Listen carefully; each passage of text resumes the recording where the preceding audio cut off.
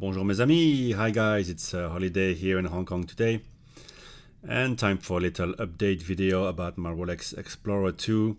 I really love wearing this watch. The other day I fell asleep with it and realized in the morning how comfortable it was on the wrist.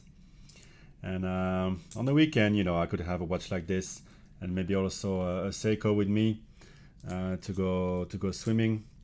You could swim with the Explorer, but I don't really recommend it.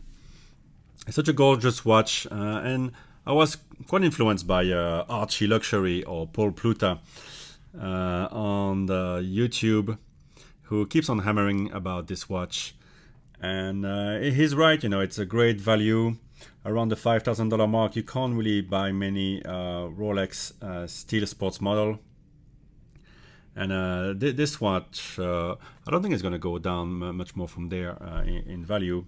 Actually, it's up already from lower points where it was before. And it's extremely comfortable. Everything works really well together. I really love the steel bezel. To me, it's more useful and looks better, and it's thinner. So it goes under the cuff better than other rotating bezels. I like the sun-brushed finish on that bezel and that polished ring around it, and also that you find on the tiny beveled edge.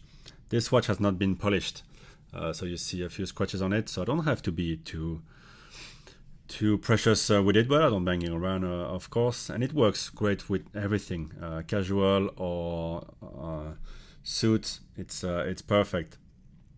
And I've been wearing it a lot these days to remind me of how cool it is and why I don't need to buy a Tudor. Yes, the marketing machine is always working on me, and I've seen all those Tudor ads and videos on YouTube. I've been contemplating buying the GMT or maybe the steel and gold with the champagne dial, which is pretty cool. But those two have quite a fat case. It's the original Black Bay case, so I always stayed away from it. And really, why would I need a Tudor GMT when I have a Rolex GMT? Because yes, the bezel doesn't turn here, but it is the same GMT movement as the old version of the GMT Master. And I have it set here on Brussels time or Paris time. That's where my folks are. And so it's always great to see at a glance what time it is over there, just past 10 a.m., as you can see at the moment. And so it's one of the most useful complications you can have, and here you have it in an affordable, well, sort of price. And I also have to have the date complication here with the magnifier. I'm not bothered by it in a visual way. Some people prefer to have no date sub, for example, for the symmetry of it. But I look at my watch as much for the date as I do for the time, actually. So I'm kind of bothered by watches that don't have the date, like my Moon watch, which I love. I love wearing it, obviously.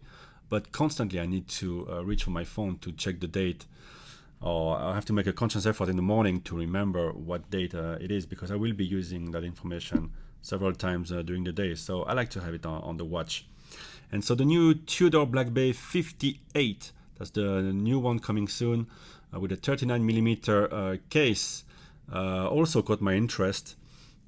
It has but the problem is it doesn't have the date, and the case might be maybe a little too small at this point. 39mm, that's one less than this one, and this one I think it's a great size, but I could handle 41, 42mm, up to 43 I think on my wrist. Looks pretty good.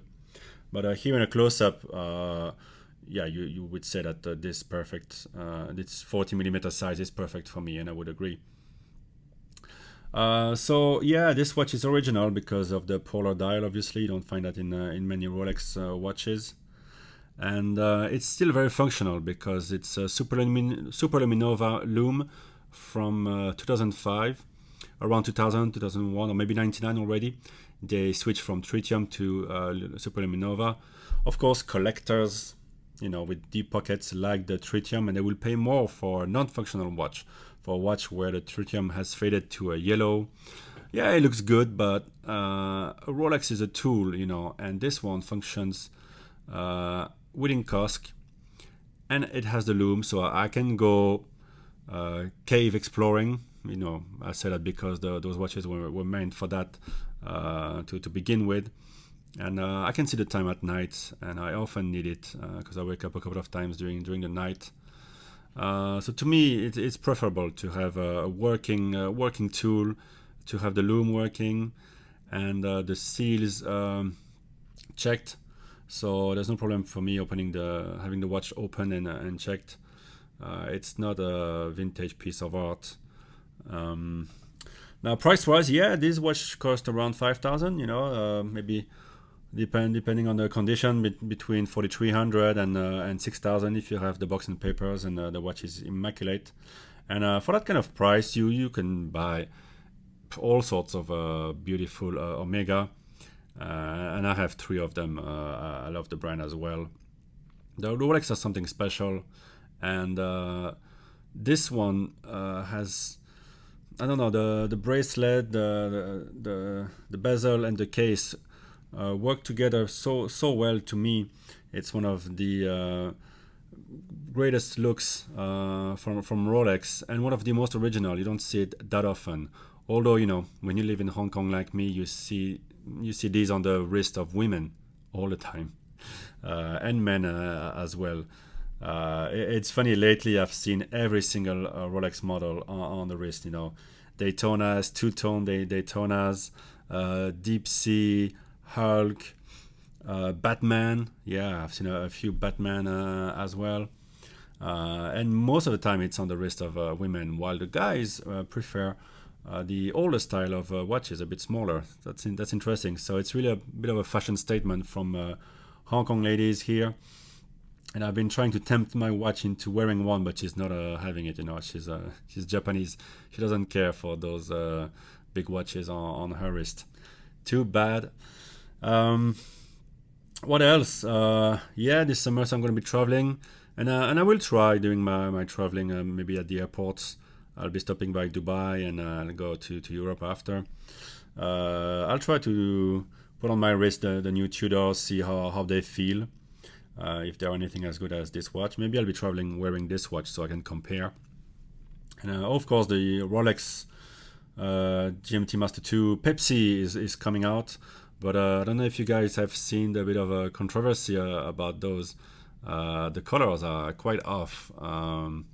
The blue is more purple than blue, and the red is more pink than red. So it's almost as if they went for a faded look, slightly faded look for that ceramic, which will not fade.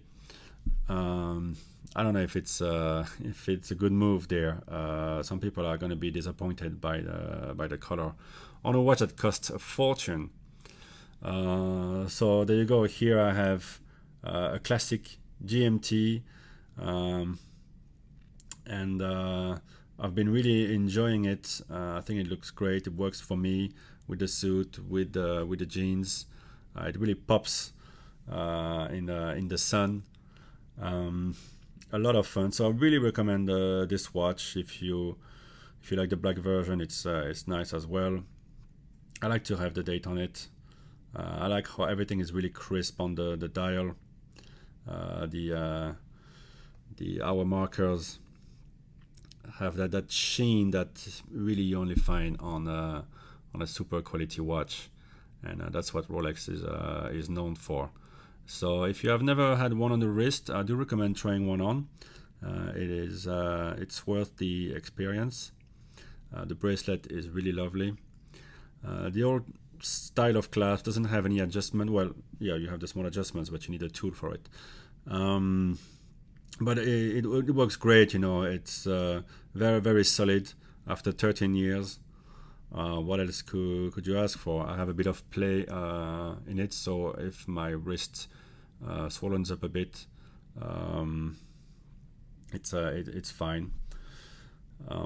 So there you go. Just a bit of rambling about my Rolex here. I hope you guys are gonna have a very good summer. 2 more weeks before these school holidays here, and then I'll be taking a plane. I'll try to do a couple more videos, and I might do some videos back home.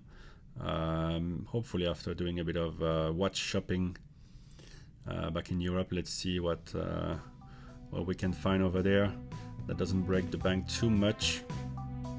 Although sometimes it's better to break the bank and having something really special, as you know. Alright guys, thanks for watching and speak to you in the next one. Bye bye.